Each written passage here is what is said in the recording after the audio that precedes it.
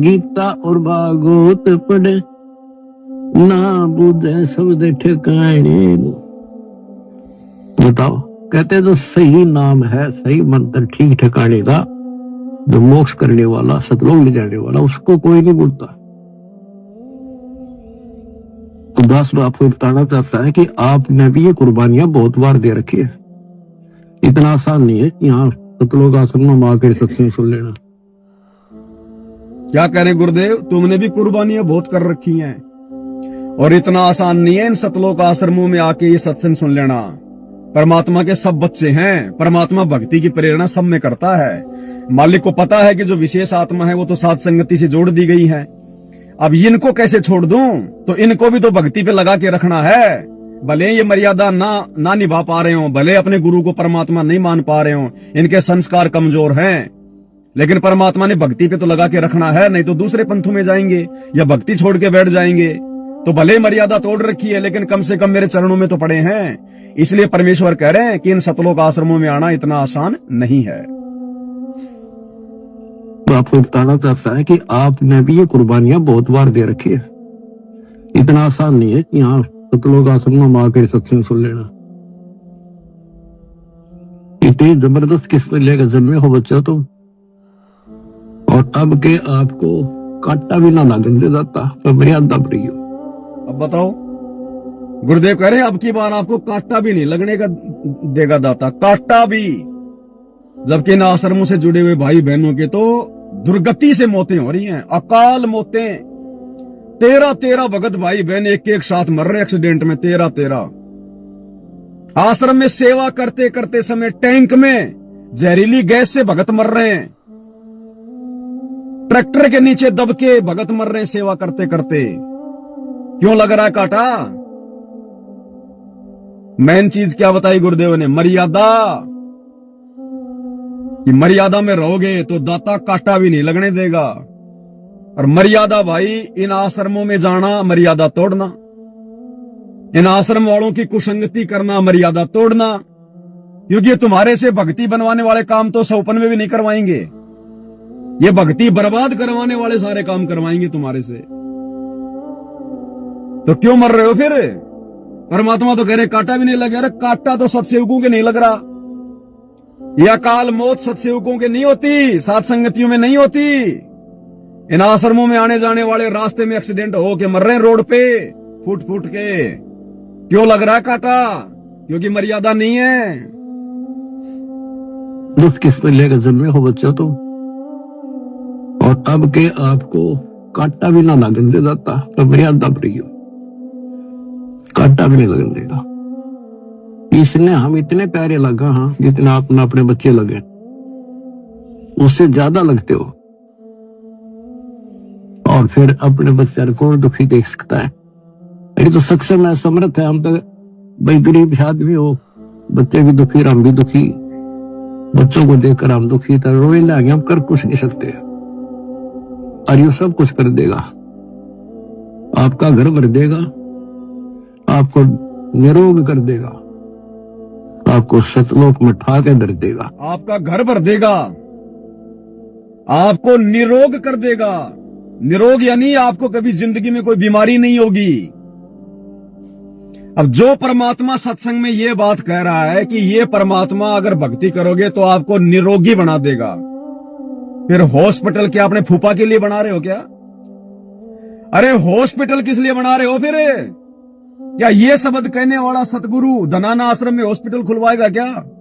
अरे हॉस्पिटल तो रोगियों के लिए बनवाई जाती हैं, और तुम्हारा गुरु कह रहा है कि मैं भक्ति से तुम्हें निरोगी कर दूंगा। निरोगी यानी कभी तुम्हें कोई रोग ही नहीं होगा। तो फिर धनाना आश्रम में 10 एकड़ जमीन में, 10 एकड़ जमीन में इतनी बड़ी हॉस्पिटल 3-4 मंजिल की क्यों बनाई जा रही है भाई? अब बताओ, तुम्हारा गुरु बनवा रहा है क्या हॉस्पिटल? अरे गुरु तो कह रहा है कि मैं तो निरोगी कर दूंगा मेरी भक्ति से, ये थोड़ी कहा कि हॉस्पिटल बनवा के करूंगा। और चलो हॉस्पिटल तो अभी बनी भी नहीं है, काम चल रहा है। और आज से पहले गुरु ने लाखों को जो निरोगी बना दिया, उनको कैसे बनाया? हॉस्पिटल से। तो ये काल प्रेरणा से चल रहा है सारा हॉस्पिटल का काम, इन आश्रमों का काम। ये तुम्हारा गुरु क्या शब्द कह रहा है? और आश्रमों में गुरुजी के ज्ञान के विरुद्ध सारे कर्म हो रहे हैं। अरे संत भी अगर हॉस्पिटल का काम शुरू करवाएगा तो संत की भक्ति क्या खाक है? फिर किस काम की संत की भक्ति? अरे संत शरण में आने से आई टले बला, जय मस्तक में सूली हो कांटे में टल जा। दुनिया भर की बड़ी बड़ी हॉस्पिटलों से दुखी होके दुनिया संत रामपाल जी के शरण में आके ठीक हो रही है, और ये मूर्ख परिवार सतगुरु रामपाल जी का ये हॉस्पिटल ही खोल रहा है। ये तो धंधा कर रहा है, धंधा। तुम्हें भक्ति से भी लूटेगा, क्योंकि इनको पता है, काल को पता है कि आने वाले समय में इन सब की मर्यादा तोड़वा दी गई है। तो ये क्या होंगे? ये रोगी होंगे, बीमार होंगे। ये भक्ति का इनको कोई लाभ होगा नहीं, फिर पड़ेंगे ये बीमार। अब बीमार पड़ेंगे तो फिर क्या होगा? पैसे जमा कराओ, धनाना आश्रम में हॉस्पिटल में एडमिट हो जाओ। तुम्हें ज्योति पाठ के नाम पे भी लूटेंगे, और तुम्हें फिर ये स्वास्थ्य ठीक करने के नाम पे भी जो है वो लूटेंगे। ये दोनों तरफ से खा रहे हैं, दोनों तरफ से। दास ने पहले भी एक चुटकुला सुनाया था, अभी सुनाता हूं तुम्हें। इन सतलोक आश्रम वालों की कोऑर्डिनेटरों की हालत क्या है। एक बार क्या हुआ, जंगल में कोई गधा चला गया गलती से। अब जंगल में गधे होते नहीं इतने। अब जंगल का राजा शेर किसी दिन के लिए 2-4 दिन कहीं बाहर गया हुआ था। अब जंगल में गधा पहुंच गया अंदर गहरा, जहां बहुत सारे जानवर रहते थे। अब गधा जब बोले तो बहुत ऊंची आवाज में बोलने लगा, लंबा लंबा, ढेचू ढेचू। सारे जानवर डर गए कि भाई ये क्या बला आ गई, भाई ये जानवर तो हमने कभी देखा ही नहीं, और इसका तो मुंह भी बहुत लंबा चौड़ा है। डर गए सारे के सारे, भयभीत हो गए। अब काफी दिन बाद में शेर आया, तो शेर को डरते डरते वहां के लोगों ने कहा, वहां की प्रजा ने, कि महाराज आप कहां चले गए थे हमें अकेले छोड़ के? जंगल में तो ना जाने भयंकर जानवर आ गया। क्या आ गया? बोले जी ऐसे। शेर भी डर गया, पता नहीं क्या आ गया, जब जंगल के जानवर इतने भयभीत हो रहे हैं। तो एक बंदर था, वो बोला महाराज मैं जाता हूं, देखिए क्या माजरा है क्या नहीं है, मैं देखता हूं ये क्या लफड़ा है सारा का सारा। तो बंदर चला गया। अब बंदर तो गांव में भी आ जाता है, जंगल में भी चला जाता है। तो बंदर जाके देख के आ गया, और बंदर ने कहा कि महाराज वो तो गधा है, गधा, उससे क्यों डर रहे हो आप? कुछ नहीं हो। लेकिन उनको कैसे विश्वास हो इस बात का? तो एक वो कौवा था वहां पे वो कौवा था। अब कौवा भी गांव में आता जाता रहता है। तो बंदर ने कह दिया कि वो तो गधा है। तो कौवा बोला महाराज फिर चलो मेरे साथ में। ऐसी कोई बात नहीं है, मैं आपको उसका सबूत लाके देता हूं, उसकी लीद लाके दूंगा मैं। तो लीद को सूंघ के जानवर पहचान जाते हैं। तो शेर ने कहा कि चलो भाई मैं भी देखूंगा, कम से कम उसके दर्शन तो कर लूं क्या है। तो काफी सारे जानवर शेर के साथ में और झाड़ियों के पीछे छुप के बैठ गए जहां पे वो गधा था। और वो कौवा बोला महाराज मैं अभी गया और अभी आया, उसकी लीद लेके आया। अब कौवा जाके और उसकी पूंछ के ऊपर बैठ गया और उसको गोबर करने के लिए उसको प्रेरित करने लगा, चोंच मारने लगा। अब गधे ने देखा यार क्या माजरा है, कौवा इतनी चापलूसी क्यों कर रहा आज। तो गधे ने थोड़ा बहुत दिमाग लगाया, इधर उधर देखा तो उसको वो जानवर दिखाई दे गए झाड़ियों के पीछे। तो गधे ने देखा भाई मामला खराब है, और ये कौवा तो मेरी पोल पट्टी खोल देगा आज तो मैं मारा जाऊंगा, शेर मेरे को खा जाएगा। अभी तक तो जानवरों में भय पैदा हो रहा था। तो गधे ने दिमाग लगाया। अब गधे ने क्या किया, अब गधे को मालूम पड़ गया कि ये तेरी गोबर लेगा। तो गधे ने क्या किया, पूंछ ऊपर करी और धीरे धीरे अपनी जो गुदा का जो द्वार था वो खोल दिया और चौथ करने लगा।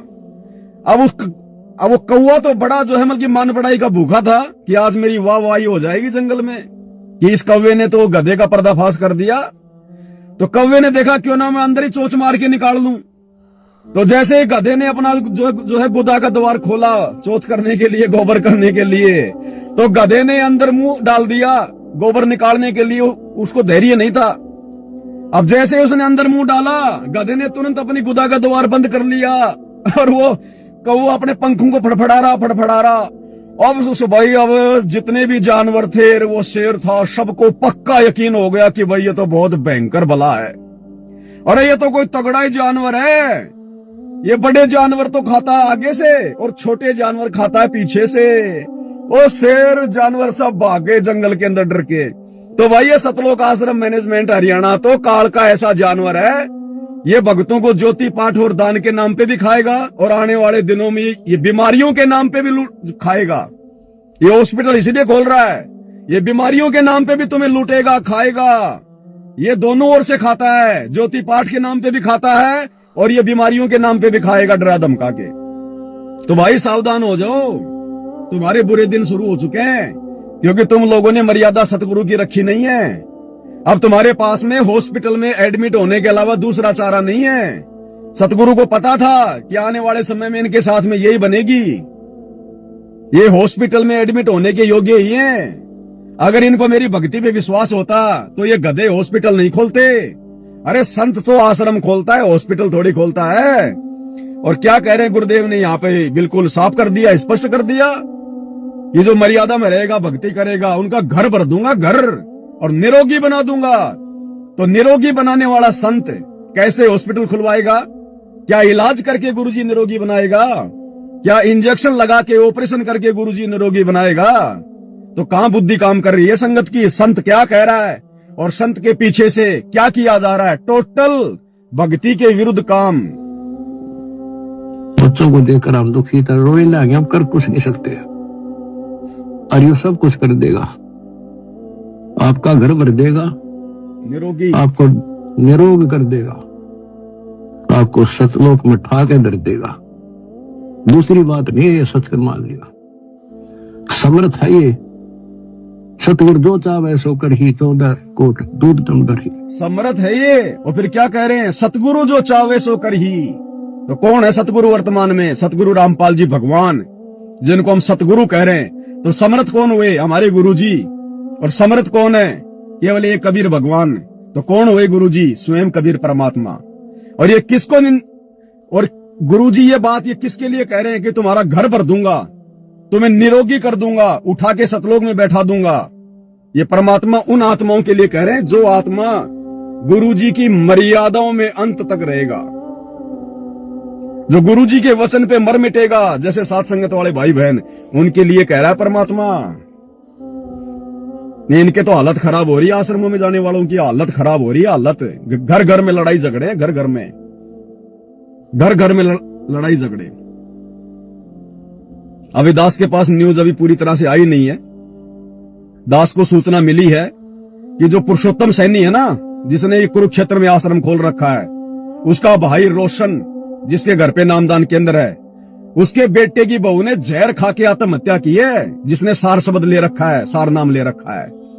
जहर खा के अभी महीने 1.5 महीने पहले आत्महत्या करी है, फांसी लगाई है, या फिर उसने जहर खाया है। जिसके घर में नामदान केंद्र, जो आश्रम के संचालक हैं। तो भाई अब ऐसा ही होगा आने वाले समय में, दुर्गति से मौत होगी। दास ने आपको पहले भी बताया था एक सत्संग में, जहां से गुरुजी ने इनको अपनी शरण में लिया था ना, भूत प्रेतों की बाधा से, इनको जो हमल की बीमारियों से, ये वहीं पे वापस बैठा दिए जाएंगे। वही भूत प्रेत इनके वापस लगेंगे, वही बीमारियां इनको वापस घेरेंगी, क्योंकि इन्होंने सतगुरु को हल्के में ले लिया। तो इन बड़े बड़े कोऑर्डिनेटरों के घरों में ये हालत है, फांसी खा खा के मर रहे हैं, जहर पी पी के। और बाकी और कितने कोऑर्डिनेटर मर गए जहर पी पी के, आपको दास ने वीडियो बना के दिखा दिए। समर्थ है ये, सतगुरु जो चाहे सो कर ही, 14 कोट दूध टमटर ही। भूत भूत दम त्रासने वाला है, और चित्रगुप्त के कागज पर है। ये गीत गान के ना, ये सच्चाई बता के। परमात्मा की लाडली आत्मा हो तुम। कौन? सत्सेवक भाई बहन, भाई जो गुरु वचन पे डट गए, कट गए फंद 84 के। बाकी परमात्मा की लाडली आत्मा नहीं होती, बाकी तो आत्मा ही होती है। लाडली आत्मा कौन होती है? जो परमात्मा को अपना बाप मान ले, क्योंकि बाप ज्यादा उन्हीं बच्चों को लाड प्यार करता है जो बाप के प्रति पूर्णतया समर्पित होते हैं। एक पति अपनी उसी पत्नी को ज्यादा प्यार प्रेम देता है जो पत्नी अपने पतिव्रता धर्म पे होती है। तो लाडली आत्मा वही होती है जो गुरु के प्रति समर्पित होती है। और आज गुरु को इष्ट मानकर उस दाढ़ी मूछ वाली कबीर की समझे जाने वाली नकली फोटो को फाड़ के घर से बाहर किसने निकाला? सतसेवकों ने। बाकी तो किसी की हिम्मत भी नहीं है उस फोटो को फाड़ दे। तो कौन है लाडली आत्मा जिन्होंने अपने गुरु को अपना इष्ट मान लिया? घर घर में भोग लग रहा है। सतसेवक भाई बहन,